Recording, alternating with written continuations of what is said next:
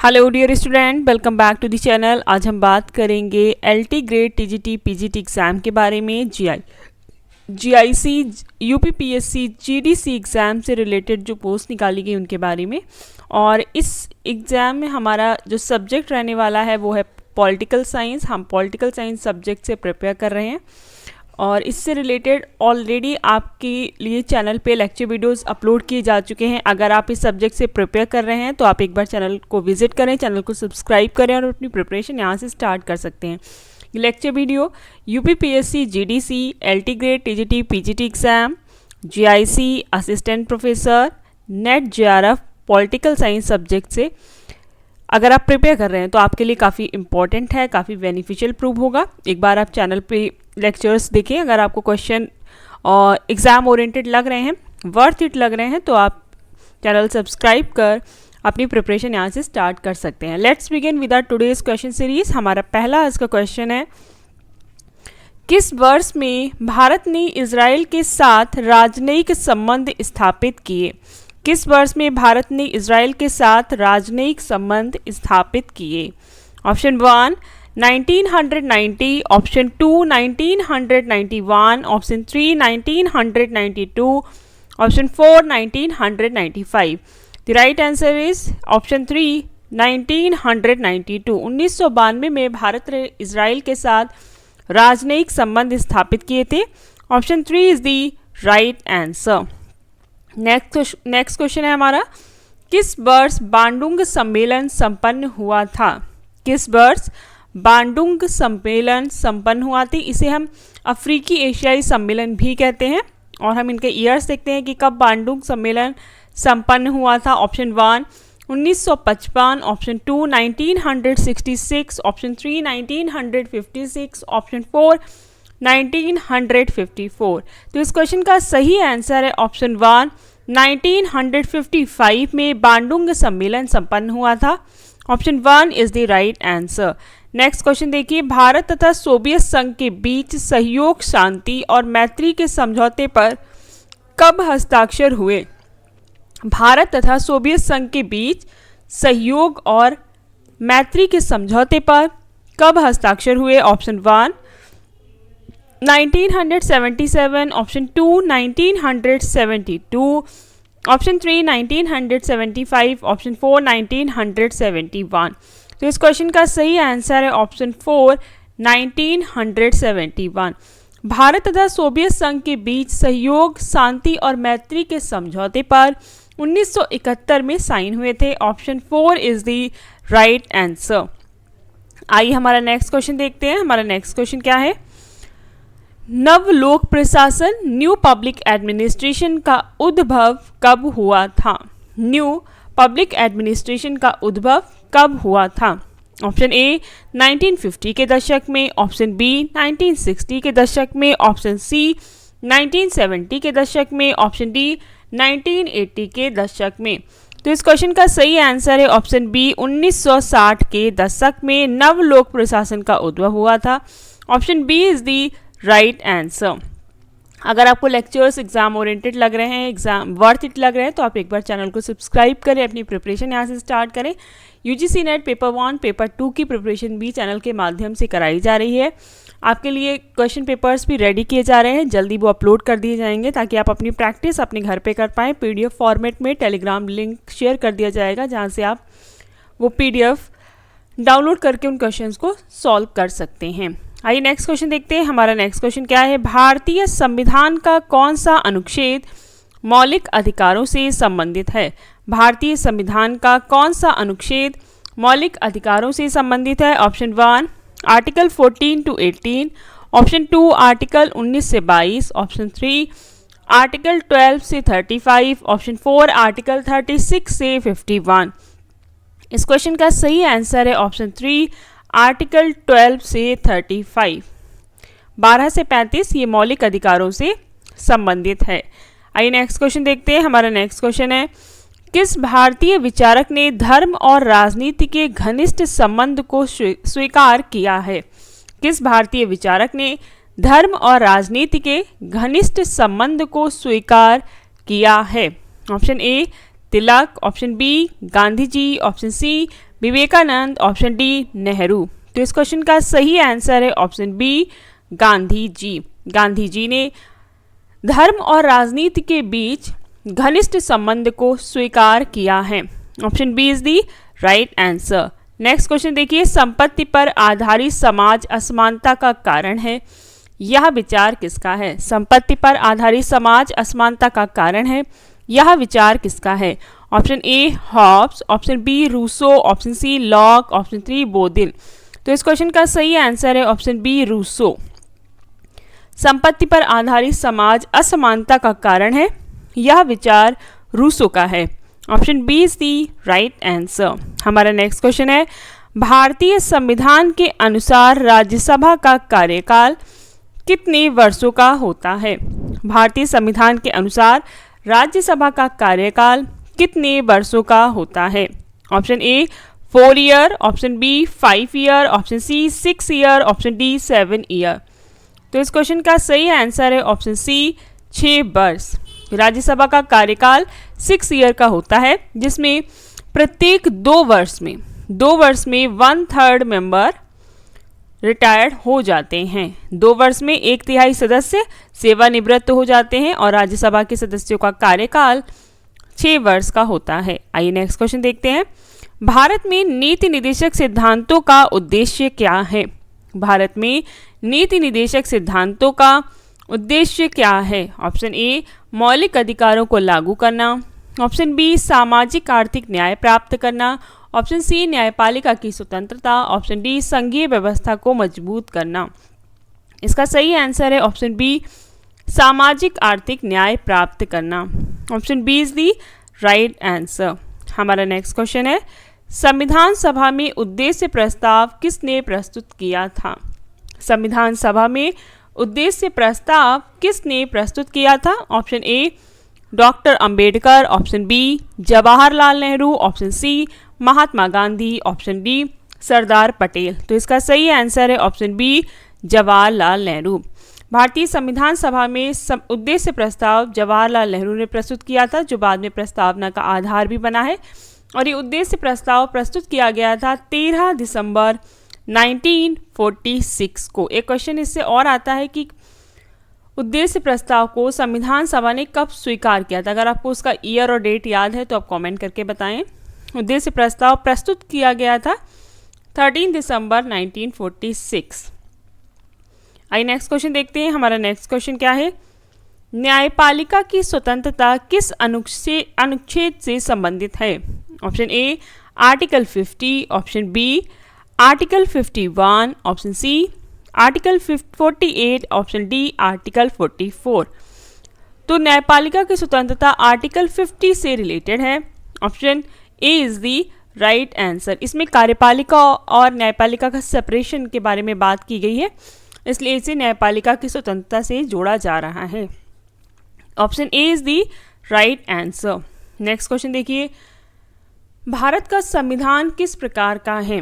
Option A कठोर, option B लचीला, option सी आंशिक रूप से कठोर और आंशिक रूप से लचीला, ऑप्शन डी कोई नहीं। तो इस क्वेश्चन का सही आंसर है ऑप्शन सी आंशिक रूप से कठोर और आंशिक रूप से लचीला। Option C is the right answer. हमारा नेक्स्ट क्वेश्चन है, भारत के किस राज्य ने पहली बार लोकायुक्त की नियुक्ति की? भारत के किस राज्य ने पहली बार लोकायुक्त की नियुक्ति की? Option A Maharashtra, option B Uttar Pradesh, option C Bihar, option D Rajasthan. तो इस क्वेश्चन का सही आंसर है ऑप्शन ए महाराष्ट्र। महाराष्ट्र राज्य ने 1971 में पहली बार लोकायुक्त की नियुक्ति की है। कभी कभी क्वेश्चन इस तरीके से भी आता है कि किस राज्य में पहली बार लोकायुक्त अधिनियम पेश किया गया था? तो इंट्रोड्यूस किया गया था वो 1968 में उड़ीसा में किया गया था। लेकिन अगर आपका क्वेश्चन ये है कि पहली बार नियुक्त किस में किया गया, तो आंसर होगा महाराष्ट्र।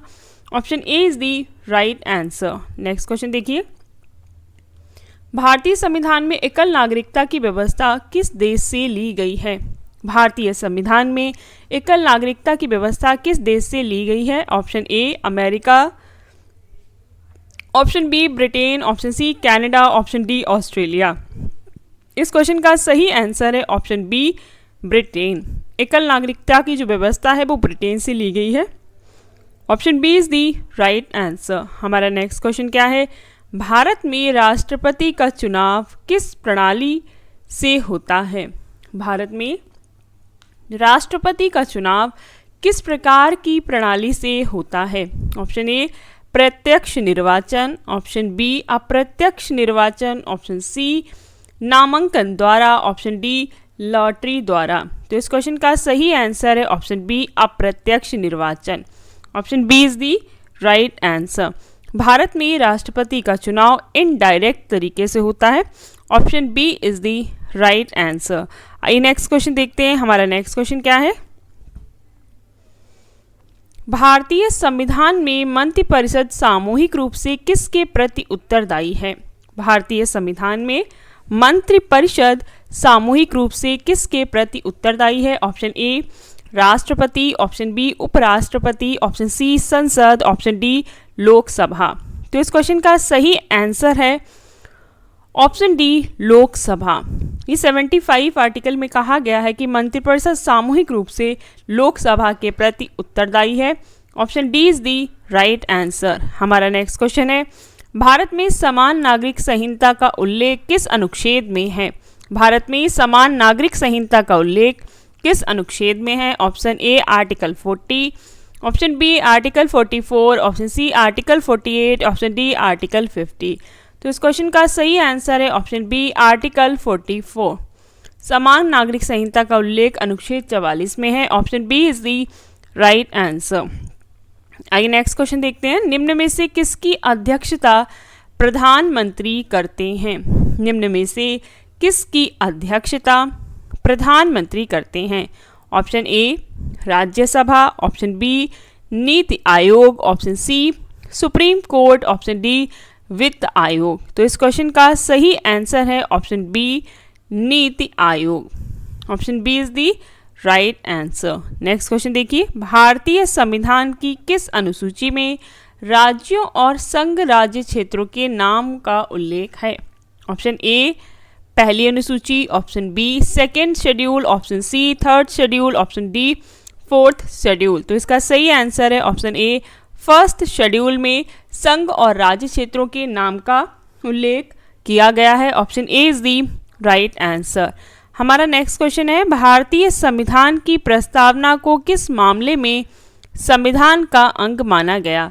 भारतीय संविधान की प्रस्तावना को किस मामले में संविधान का अंग माना गया? ऑप्शन ए शंकर प्रसाद बनाम Bharat, option B Keshavananda Bharati versus Kerala राज्य, option C Golaknath versus Punjab state, option D Minerva Mills versus Bharat.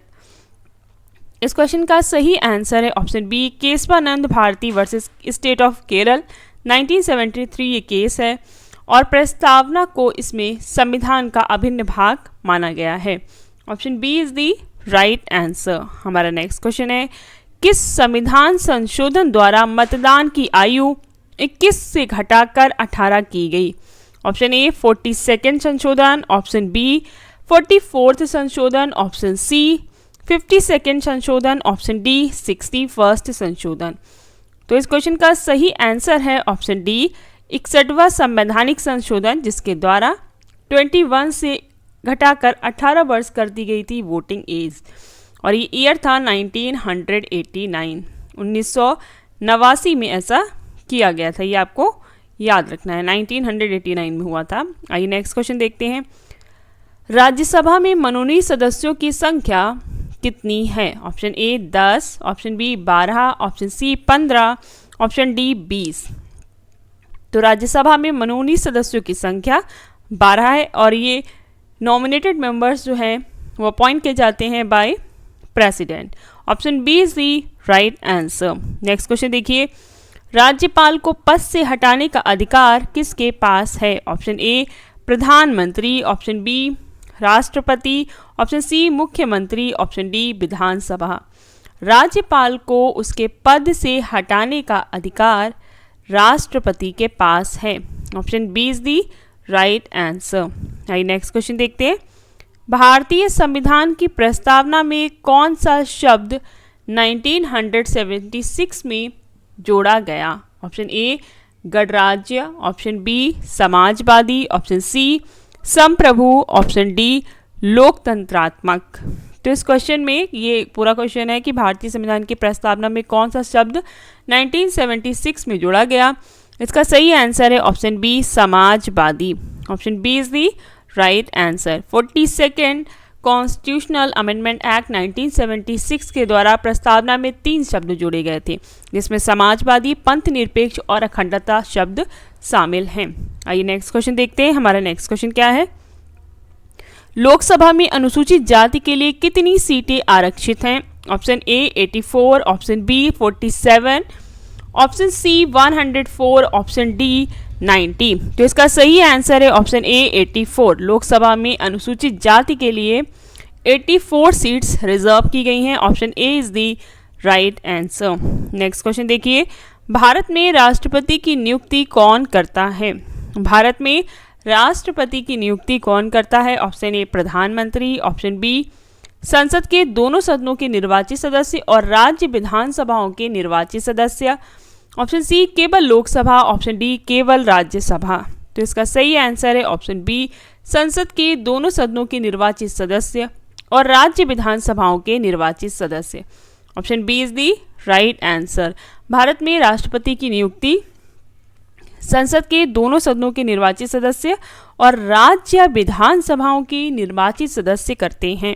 Option B is the right answer. हमारा नेक्स्ट क्वेश्चन क्या है? आइए नेक्स्ट क्वेश्चन देखते हैं। निम्न में से कौन सा मूल कर्तव्य नहीं है? ऑप्शन ए संविधान का पालन करना, ऑप्शन बी कर देना, ऑप्शन सी राष्ट्रीय ध्वज का सम्मान करना, ऑप्शन डी सार्वजनिक संपत्ति की रक्षा करना। तो इसका सही आंसर है ऑप्शन बी कर देना। जो टैक्स पे करना ये मूल कर्तव्यों में शामिल नहीं किया गया था। संविधान का पालन करना, राष्ट्रीय ध्वज का सम्मान करना, सार्वजनिक संपत्ति की रक्षा करना शामिल हैं। Option B is the right answer. हमारा नेक्स्ट क्वेश्चन है, किस संविधान संशोधन द्वारा पंचायती राज को संवैधानिक दर्जा मिला? ऑप्शन ए 42nd संशोधन, ऑप्शन बी 44th संशोधन, ऑप्शन सी 73rd संशोधन, ऑप्शन डी 86वां संशोधन। इसका सही आंसर है ऑप्शन सी 73 संशोधन। 73rd संशोधन था जिसके द्वारा पंचायती राज को संवैधानिक दर्जा मिला। आइए नेक्स्ट क्वेश्चन देखते हैं। भारत में पहली बार राष्ट्रीय आपातकाल कब लगाया गया था? Option A 1948, option B 1962, option C 1975, option D 1965। तो फर्स्ट टाइम इंडिया में जो नेशनल इमरजेंसी लगी थी वो 1962 में लगाई गई थी, जब भारत वर्सेस चाइना वॉर चल रहा था। उस टाइम पे चीन के द्वारा जब आक्रमण किया गया था तो भारत में नेशनल इमरजेंसी घोषित की गई थी। Option B 1962 is the right answer. हमारा नेक्स्ट क्वेश्चन है, भारतीय संविधान के किस अनुच्छेद में विधि का शासन का सिद्धांत अंतर्निहित है? Option A article 14, option B article 19, option C article 32, option D article 368। इसका सही आंसर है ऑप्शन ए आर्टिकल 14। विधि का शासन अनुच्छेद 14 से संबंधित है और विधि का शासन जो ये टर्म है वो इंग्लैंड से लिया गया है और इसके जो जनक बोले जाएंगे वो डायसी को माना जाता है। आइए नेक्स्ट क्वेश्चन देखते हैं। हमारा नेक्स्ट क्वेश्चन क्या है, भारत के प्रथम मुख्य निर्वाचन आयुक्त कौन थे?